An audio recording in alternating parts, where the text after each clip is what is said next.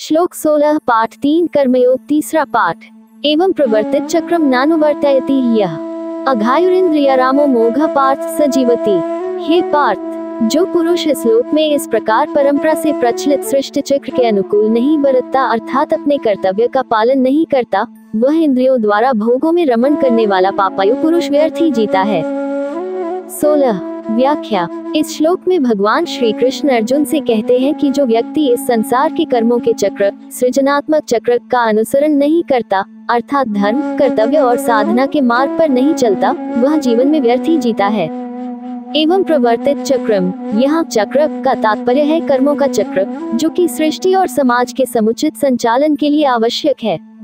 नानुवर्तयति यह, इसका मतलब है जो व्यक्ति इस चक्र का अनुसरण नहीं करता, जो कर्मों और कर्तव्यों में संलग्न नहीं होता।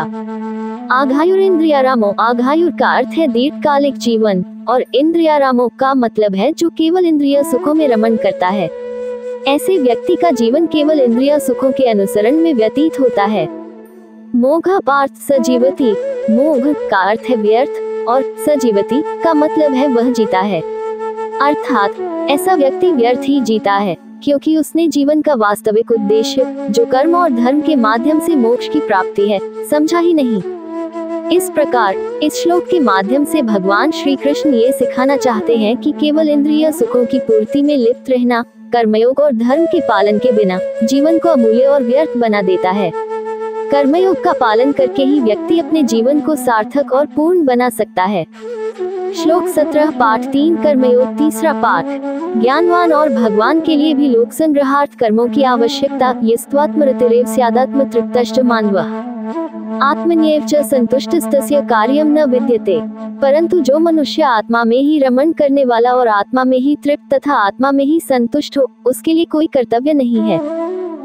17 व्याख्या। आत्मरति स्वयं में आनंद, जो व्यक्ति अपने आप में पूर्णता और आनंद अनुभव करता है, जिसे बाहरी वस्तुओं और परिस्थितियों की अपेक्षा नहीं होती, वह आत्मरति में रहता है। ऐसे व्यक्ति को बाहरी सुख की खोज की आवश्यकता नहीं होती क्योंकि वह अपने भीतर ही संतोष और आनंद पाता है। आत्मतृप्ति स्वयं में संतोष। आत्मतृप्ति का मतलब है कि व्यक्ति अपने भीतर पूर्ण संतोष और सुख अनुभव करता है। वह बाहरी दुनिया से प्रभावित नहीं होता और उसकी खुशी का स्रोत उसके अपने भीतर होता है, कार्य की आवश्यकता नहीं। ऐसे व्यक्ति जो आत्मरति और आत्मतृप्ति में स्थित होता है, उसे किसी भी बाहरी कार्य या कर्म की आवश्यकता नहीं होती। उसका जीवन स्वतः ही पूर्ण और संतुष्ट होता है, इसलिए वह कोई विशेष कार्य करने के लिए बाध्य नहीं होता। सारांश। इस श्लोक का संदेश यह है कि जब कोई व्यक्ति आत्मज्ञान और आत्मानंद में स्थित होता है, तो उसे किसी बाहरी क्रिया की आवश्यकता नहीं होती। उसके लिए कार्य केवल आत्म संतोष और आत्म पूर्णता का साधन बन जाता है।